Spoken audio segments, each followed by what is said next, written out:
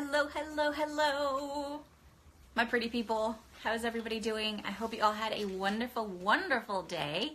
We are here getting ready to start our live broadcast on day 6 of 12 days of coaching. And I see our coach of the day, Kristen, has already joined us. I see a couple of people that I love that have joined us. Let me bring Kristen right in. So excited for today's topic. It's going to be a good one. Waiting for Kristen to join.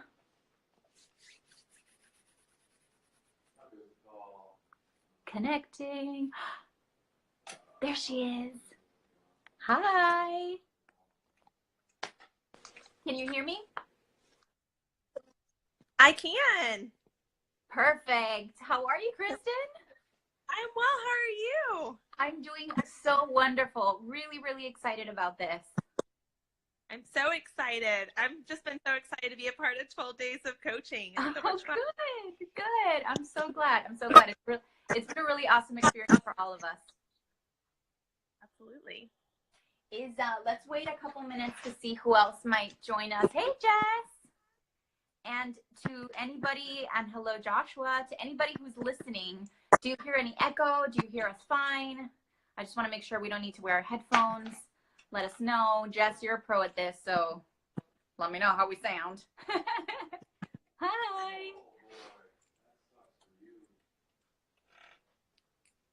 I think we might be good. Yeah. We're good. So just like we've done in the past live broadcasts, we're going to talk about the topic of the day. You guys sound awesome and look beautiful. Oh, well, thank you. So we're going to talk about the topic of the day. Kristen's going to give us a bit of an overview. It's always nice to hear it. Thank you, Enrique. It's always nice to hear it directly from the coach's mouth. It's always that much more powerful. Even though your post today was absolutely beautiful, I have to say it is one of my absolute favorite topics of all time because it is so all-encompassing. Hi, Michelle. Gorgeous. Thank you for joining. So we're going to do that, and then we're going to look at your comments. Hi, Clinique Chica. You're definitely one of our all-stars. Thank you for joining. Big hearts for you. And we'll look at the comments, and then we'll take any questions here live. Sound good? Sounds great. Let's do it. All right. So, Kristen, go for it. Inspire us with your amazing topic of today. Oh, well, the thing is, brave was, as soon as I was choosing a topic, brave was the first one that came to mind. What's interesting is a year ago, I guess this month, I did a piece for a website called People Are Brave. And it was all about sharing your brave story. And I had in mind what I was going to share. And then, in all honesty, I was like, okay, if I'm being honest, if I'm being brave, I've got to tell my story of how my journey has been into showing up bravely in my life. And so since then, it has just been a really important topic. In the post, so much of it is about showing up authentically again, and showing up vulnerably and taking risks. And what I discovered through my process of it, and what I always hope to kind of say when I'm talking about being brave with people, is being brave 100% does not mean that you are fearless. In fact, being brave always means that you are probably freaking out, doubting yourself, trying to find any way to escape, right, in the midst of it. But what you do is you choose to show up. You choose to take those risks. One of the pieces that I put in there was, continue to be vulnerable and then do it even when you're hurt and do it again. Yes. When I first kind of started learning, really dived into vulnerability, I remember I was like, okay, I'm going to start being more vulnerable. And I took this risk, and I took it with a community of people, and it ended up actually really backfiring on me. And a lot of just kind of negative things happened while I was married. And I remember being like, why in the world did I choose to be vulnerable? This is a couple of years ago. And I remember thinking, oh, yeah, vulnerability means that I show up and there's a risk involved. There's 50% chance that I'm going to get hurt through this. That's what vulnerability is. It's a risk. And I learned that just keep doing it. Always keep doing it. Choose vulnerability, because through it, it is being brave, and it leads to connection. It leads to open doors. It leads to breakthrough in your life. And I've seen it in my life in so many ways, both in my career, but also just in personal life and relationships. Just every time I decide to show up bravely, where I may get hurt, it's never actually failed me in the long run. So that's why I'm so passionate about it. I thank you for that. That's amazing. And I love the fact, particularly, that you are vulnerable enough to talk about that experience where you were vulnerable and it backfired on you. I think it's the first time. We always hear this, like, you know, be vulnerable, show up, be authentic, but I think it's the first time, right, Michelle? And hi, Angela. I think it's the first time that I've heard, at least, somebody say, guess what? I was vulnerable. I did it. I thought you were going to say, and it was great, and I learned so much, and it was like a curveball, and it totally backfired. I was like, wow. Yeah. I want to hear a little bit more. You don't have to go into details. Yeah. But just elaborate a little bit more in that circumstance. Like what transpired? Yeah. So what it was is I guess the best way to describe it is I was searching for my tribe. Does that make sense? And I think you hear that so much with people. And I wouldn't say that's a woman's thing. I actually have talked to lots of men who it's the same thing. You're looking for your community. You're looking for your people. And I had what I thought were my people. And I decided, and I realized though in it that I was like, you know what, like I'm not very vulnerable with them. I don't open up and really say what I need oftentimes. Yeah. I think I kind of present myself often that I've got it together, or even if I'm struggling, it's like, but I already have the way I'm going to make it work. Right. You know? Yeah. And I decided to just really start taking risks of what I needed. And I reached out to what I thought were kind of my group, my people, and shared with them some really deep needs that, you know, I had. And they were just like, oh, well, we actually are a closed group and you're not part of it. And it was so shocking. I remember being like, I do life with you people. Wow. Yeah, it was a really big thing. And I just remember thinking, oh, whoa, okay, so this is why I stay surface level. And my initial thought was, okay, don't do it again. And I just remember thinking like, no, that's actually not the answer. And it was definitely a journey. And it was a journey of realizing that my self-worth, which is also in the post, like realizing I deserve to have relationships and community and the people who know me, who know my worth, who know my value. And, you know, I can relate. I can be transparent on the really crappy days, and they know what that looks like when I'm going through, and vice versa. So that was a lot of it. And it was just a journey of kind of letting go and opening up, choosing to be vulnerable and letting doors open that maybe I wouldn't have thought of at first, right? I wouldn't have seen, but I saw it, and I saw that happen. I mean, just the whole journey with it was incredible, but it was hard. And through it, now another part of the post is use when your hurts to learn. And for me, that looked like, okay, that learns that people need to, there are baby steps in vulnerability. There's baby steps in being brave.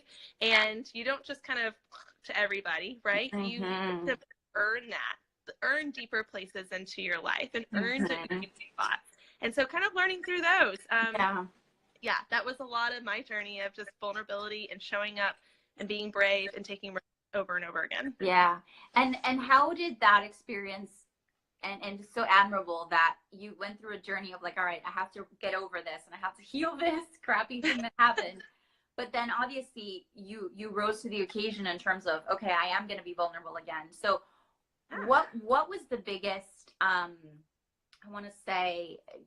what was the biggest thing that you learned from your prior experience that strengthened you into being an even more authentically vulnerable person? Like when you reemerged and said, all right, no, I'm not going to let this keep me down. I am going to show up because it's important for me. Yeah. Biggest thing I learned.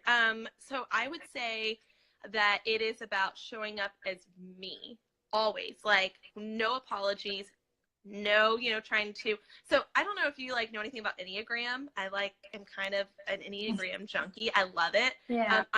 I'm an Enneagram 3, and for anyone who knows that, they're very driven. They're the achiever.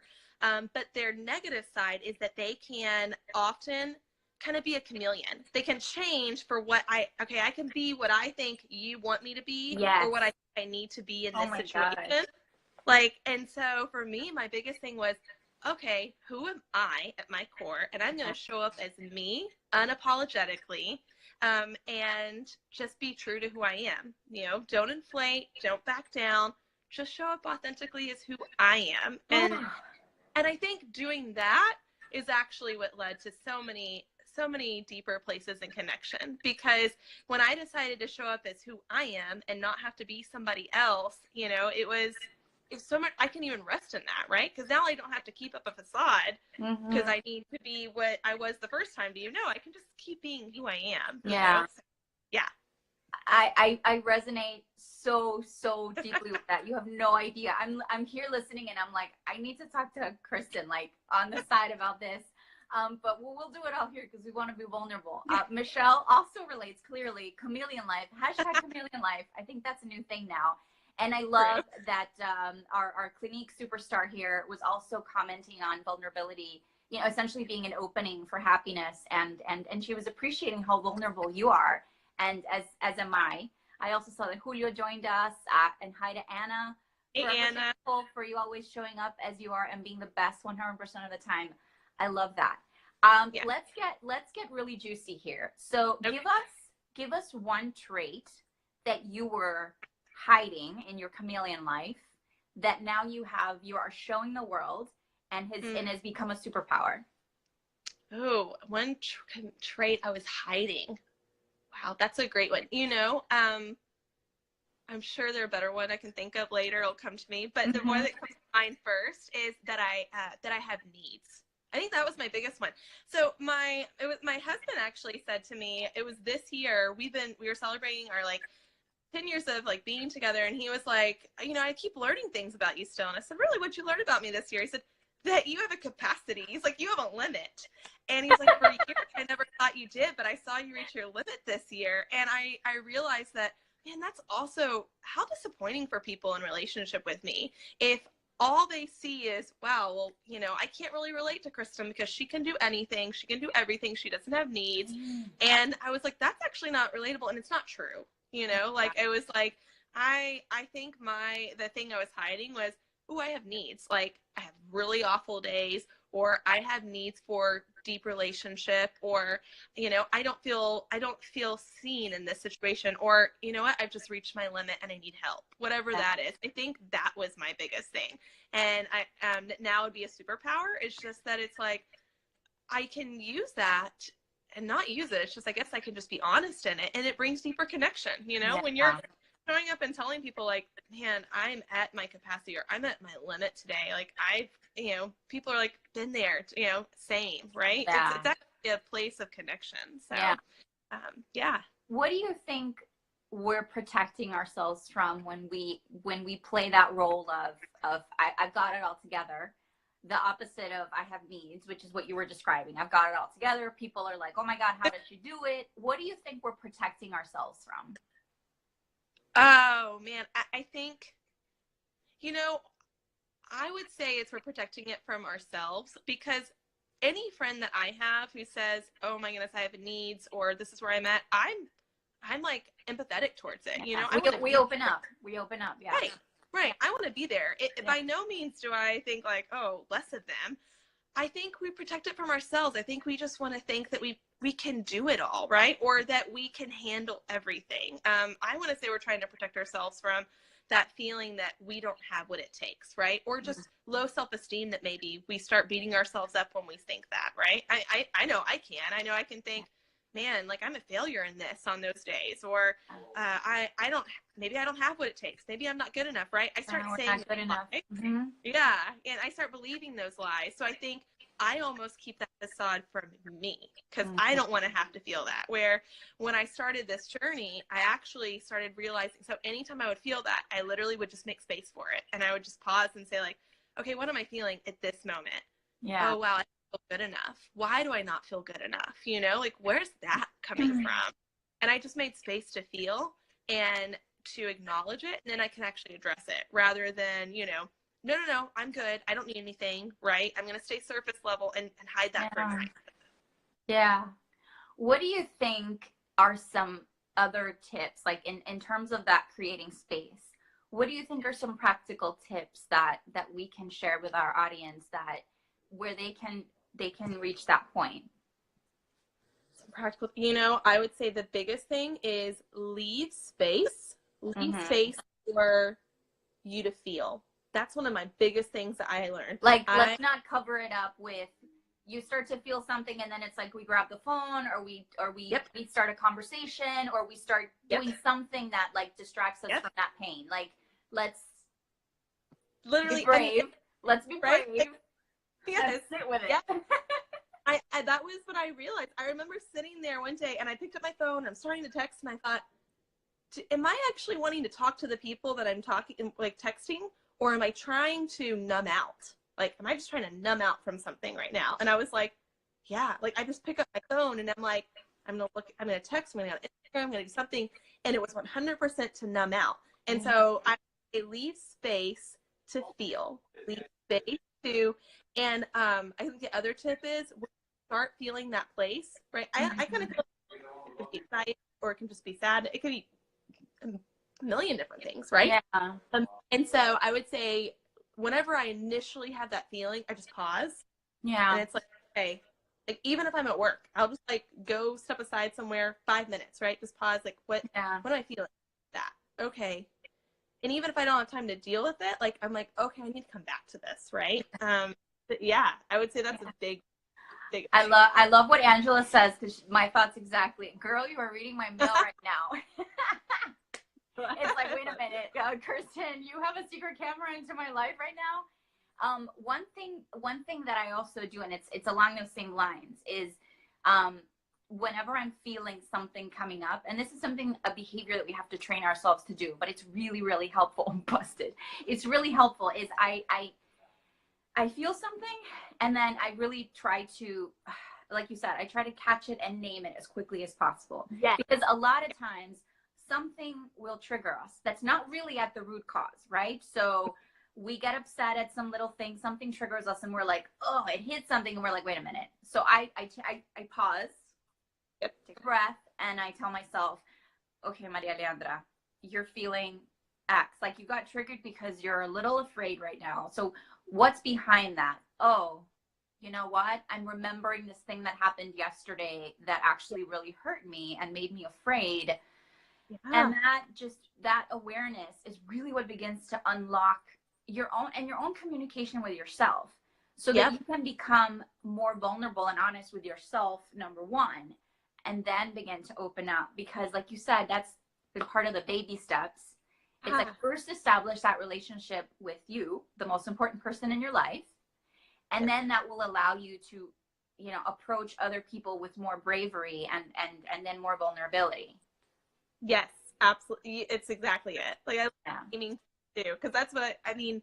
Another aspect, again, is Enneagram. I know I'm talking about it, but if you follow and do Enneagram personality stuff at all, that's one of the things that I need to do mine. I don't know mine. You got to do the test, and then you got to read about it. I mean, that's a whole other life. Yes. Sometimes, but it is. You got to read all the stuff and listen to podcasts, but you'll love it. But one of the things that 3s are bad at is knowing what their emotions are, because again, they just power through. I'm just gonna focus and achieve. So for me, it was so helpful for me to pause, feel it, and then also, like you said, name it. Be like, what is this? And at first, it was like just bad. I don't know what it is, but like, oh, okay, this is guilt, or this is shame, or this is fear, whatever. Yeah. I love that. Totally. Okay, so I want to scroll through some of the comments here. We have one of our superstars, Clinique Chica 11. Hearts. Yes. She said, great posts and insights, especially she likes to choose vulnerability part. That's something I'm working on. Love that you're being vulnerable and honest, and that you're also sharing the love with your friends. We really appreciate that. And then we have a comment from our dear coach, Angela. We have Ann Shaboya. She says, love this, Kristen. All very good keys. Connection is so important for us at all ages, and I love that it looks different. Knowing who we are, another key. Thank you. So beautiful. Amercy, you have to correct me, Amercy, and let me know if I'm saying this right. She's another one of our all-stars. I think her name is Amy, right? As a leadership educator, I connect with this so much. The risk-taking and vulnerability is real, and I love your insights on all the ways bravery shows up. And she tagged a friend and said, thoughts on adding this to work stuff. So look at you inspiring people left and right. How did you feel today as you looked at the comments and the engagement that you were getting? Yeah, I mean, it was so good because I think it's funny that, the topic's brave, but to me, I'm like, you can't be brave without vulnerability. It's just, they're one and the same. So it was funny. So many people commented on, like, brought in the vulnerability piece. And I love that because, again, I think that we've gone through life assuming that brave looks like I just show up courageously and fearlessly. And it takes courage, but again, like, fearless, no, like, it's vulnerability, right? Yeah. And that's where courage is then. Yeah. So No, yeah, go ahead. I'm sorry. Oh no, I was saying I loved seeing people connect with that because I'm like, that's the key, right? Yeah. Like showing up authentically, the vulnerability part, all the risk taking, like that's actually how you get to brave. So yeah, I loved it. Yeah. And what do you think what's coming to me now is this idea of like, okay, so I want to be brave because I want to be more authentic. But what do you think is the ultimate goal that people have in doing this? Because you don't wake up in the morning and you go, oh, you know what? I need to be more vulnerable. There's something else. There's something else that compels you to seek that behavior. Yeah. What is it? Like for what comes up to me right now, just spontaneously, is connection. Mm-hmm. I would say connection. A need and a desire, which is very human, to connect on a deeper level. But is there anything else that you would think that really like inspires people to then adopt that behavior? Yeah, to me, and it's actually a hashtag that I use a lot, it's full purpose living. Like, that's what I call it. It's about showing up with life full of purpose, right? Which is connection, but it's having careers we love, right? It's having, it's being present, right? In our day to day. It's realizing and connecting with our family, right? That we don't look back and later, wish it had been lived differently. It's really just about like legacy and intentional living that you get to the end of your life and you can look back and be like, man, there wasn't anything that I backed down from that I really wish I had done. Whether that's a relationship, a connection, a risk, a business venture you wanted to do. All of those things take so much vulnerability and bravery. And I think that's why we show up and do it, because we want to have a life at the end of the day that looks like I lived full of purpose. Yeah. Full purpose living. I always, one of my sort of business mantra for everybody is live a life by design, not by default. Mm-hmm. And that to me is just another way of saying that you're living with purpose. It's going even deeper. But to me, it's about how do you design your life intentionally with all of the beautiful things that you just mentioned. And I get goosebumps because we have this one gorgeous life. And it's like, you just want to be able to kind of reach into everybody's soul and like zap them so that they wake up and they begin to seek that full purpose, full on life. Because, it's so good. Yeah. And it's what we all want. And that's what, like there's not one person that doesn't say like, that's what I want. It looks different, but that's so good. I love the designing your life piece. That's great. Like, that's my whole thing. Good. It's like live a life by design. So what do you think? I agree. Everybody wants to live full purpose. What do you think is the main fear that can stop some of us from intentionally seeking that life? Failure, loss. Yeah, because there's a lot of them. Yeah. But I was interested to see what were the first ones that came up for you. Failure and loss. Mm-hmm. Yes. Yeah. I would say it's failure. Both of those I think are huge. Rather us failing, I think that's an individual thing, right? None of us, we fear failing, but loss, I think, like whatever that is, loss of money, loss of relationships, right? Like you put yourself out there, you think like, I'm going to tell someone I love them, right? And you don't get that back. Then that means that there's a part of that relationship that's kind of lost in a way. Not always, but it depends on what that looks like. But sometimes it can just be like, oh, I thought that we had something more than what we obviously do, So I think maybe just someone to know that. And again, failure. I think we're always afraid of failing. Yes. Yeah. Wow. This is a good one. This chat could last like 3 hours. It's not. I know. Yes. Don't worry, So guys. true. Don't worry, guys. Kristen, again, anything else that comes to mind? And I want to toss it out. If there's anybody in there, judgment. Yes, that's a great good one. Yeah. Hi, Gillen. What hi, other Heidi. people think. Yeah. Hi to everybody who's joined us since we last said hello. Anybody out there that has a question or a comment? Angela had a really good one. I think I kind of memorized it. She said it was sort of an acronym that just came to her called PAUSE. It was write it again, Angela, so we can read it if you don't mind. Please allow, and then yourself is with a U, right? But I like that. Okay. Please allow yourself space emotionally. Oh, yes. That's a good one. That's a good one. And so if anybody that has a question, a comment, something that you want to bring up to the table here that we can discuss live, I'd love to hear it. It takes a second for the comments to come through so we can keep chatting in the meantime. But please, plug something in. So Kristen, tell us a little bit about your business as a coach. Like, what do you specialize in?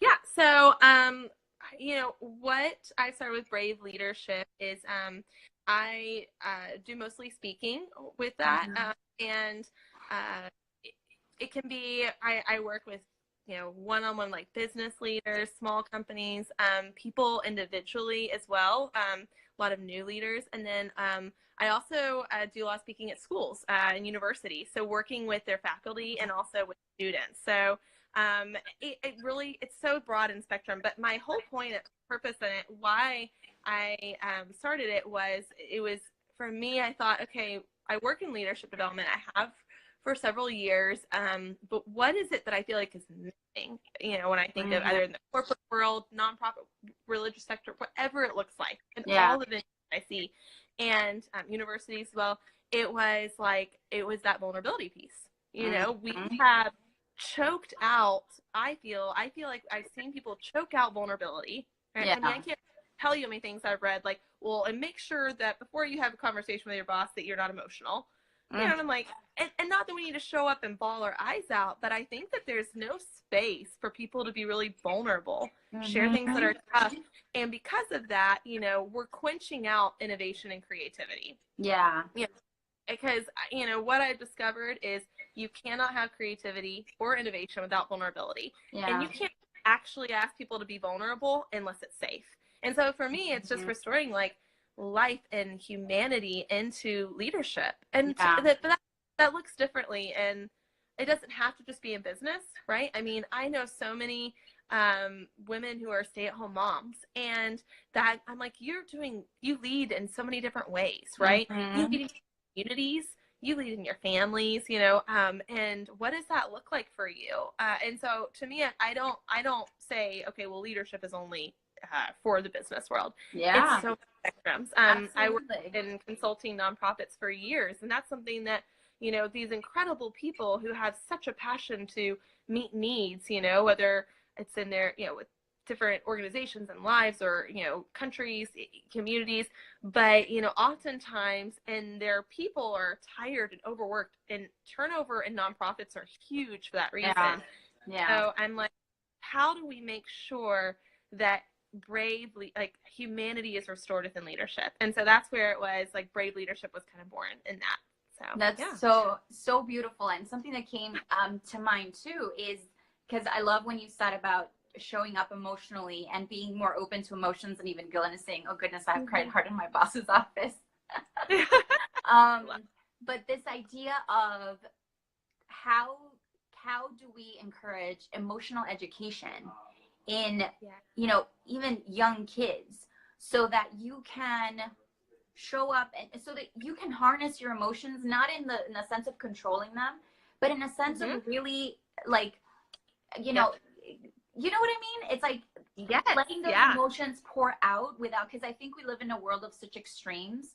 And what came to me when you said that example of like getting emotional in front of a boss, coworker, it could be anybody, it could be your partner, it's this sense of like, we have like this threshold of we're okay, and then it's like, bah, like, so how do we become more emotionally resilient and honest? And that's part of an educational sort of process.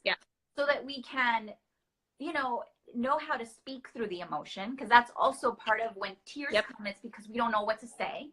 Yeah. So how do we educate our kids? And I know you have a beautiful 3-year-old daughter, right? So how do we, and you spoke about modeling this for her, which I also wanted to touch upon today, is how do we model that in other people and in our children, everybody. But when we look at kids, and it's so beautiful that you have a focus on education as well, because how do we encourage them to show up more bravely so that their emotions can flower and they have the inner strength to speak their truth without feeling that frustration and having to cry it out or fit, because that's what it is, you know?